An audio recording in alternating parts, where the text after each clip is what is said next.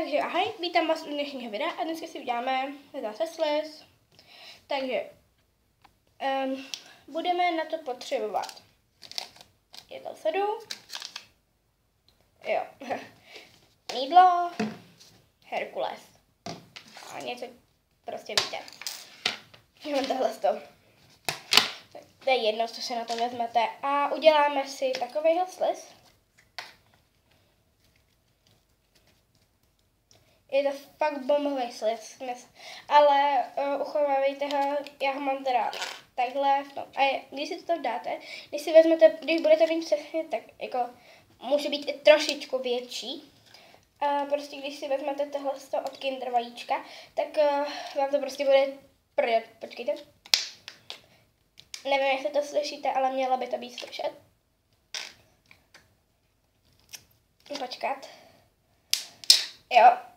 Teďka by to moc neprdí, samozřejmě. No, už to stačilo.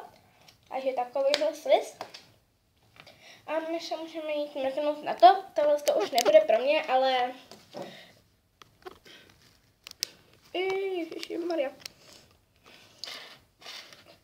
Ale bude to pro moji kamaráda. Takže v pohodě. Takže já mám úplně nový lepidlo. Jste si mohli všimnout, že... Takže nalijeme lepidlo. Já jenom trošičku.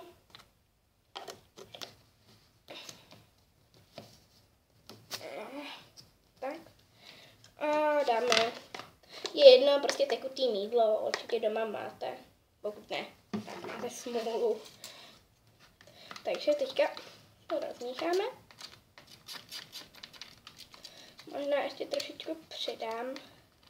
Jo, ještě trošku. Ještě semhle. Aby to bylo našem tom lepidle.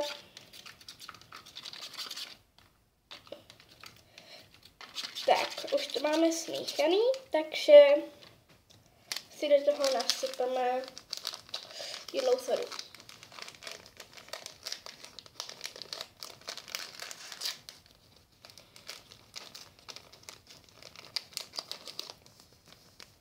Takže, ale fakt jenom trošičku, tam toho dejte, tam něco nedala.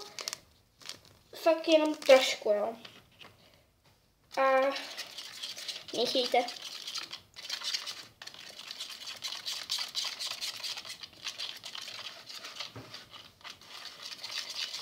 Míchejte, ono se vám to, když budete tohle mít, tak určitě nepřidávejte, protože ono se z toho prostě za chvilku něco udělá.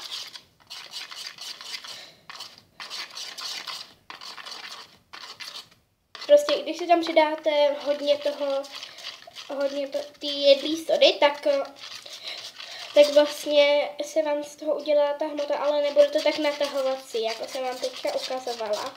Bude se to trhat, takže bych to tam radši nedávala. A když to budete mít prostě třeba přes noc venku nebo pár hodin, tak vám to stvrdne. Jakože fakt totálně vám to stvrdne.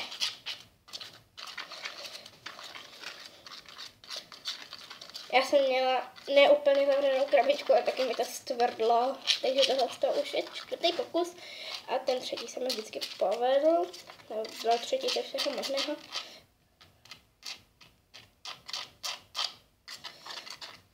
Určitě si vezmu lepší, něco, v čem to budeme míchat.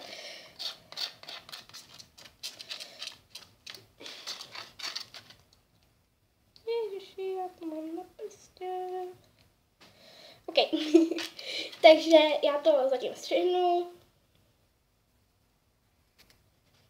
Takže už jsem to tady takhle trošičku to a teďka si to vezmeme, ono to bude chvilinku lepit, jak vidíte, jakože trošku to jenom lepí, ale to nevadí, to se dá napravit tím, že buď si to dáte do té misličky nebo na čem to prostě mícháte a chvilinku to tam ještě jakože budete tím, čím to mícháte potom, anebo se to prostě vezmete do ruky a takhle to budete dlouho, nebo třeba dlouho, prostě než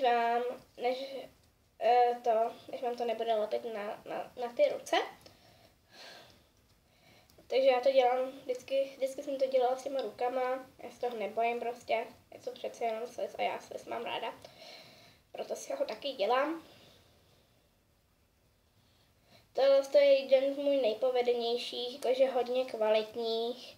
Už ho mám tam, ten, co jsem vám předtím ukazovala na začátku, tak ten už mám asi tak týden a vydržel mě.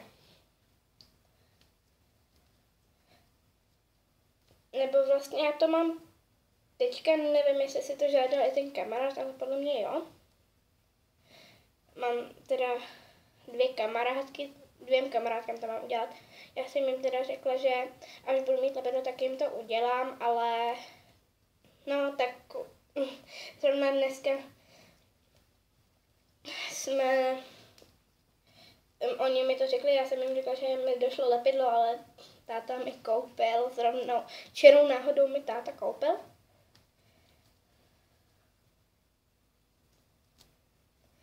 Tak já už to mám takhle jakože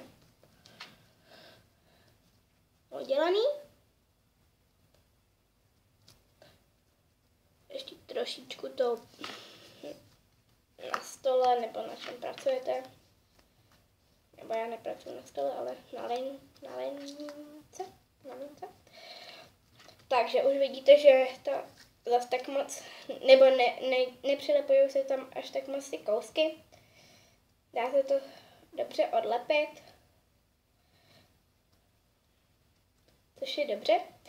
Tak teďka já si do toho dám, mám tady vůbec, nemám tady čpetky, takže si do toho nic nedáme.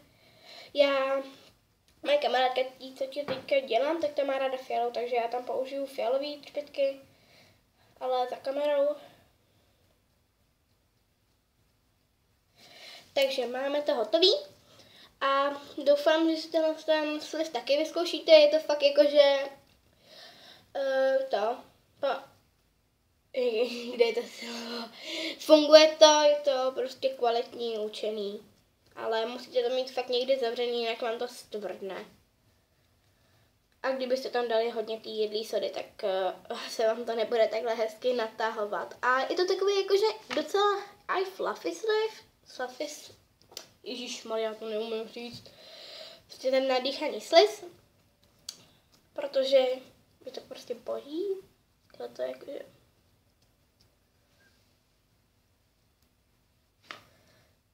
Teď vidíte, jak je to úplně boží, je to jako v těch anglických, když to takhle budete překládat.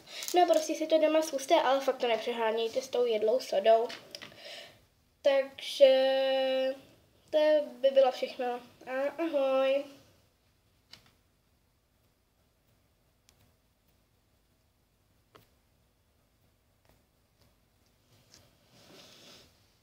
Jo.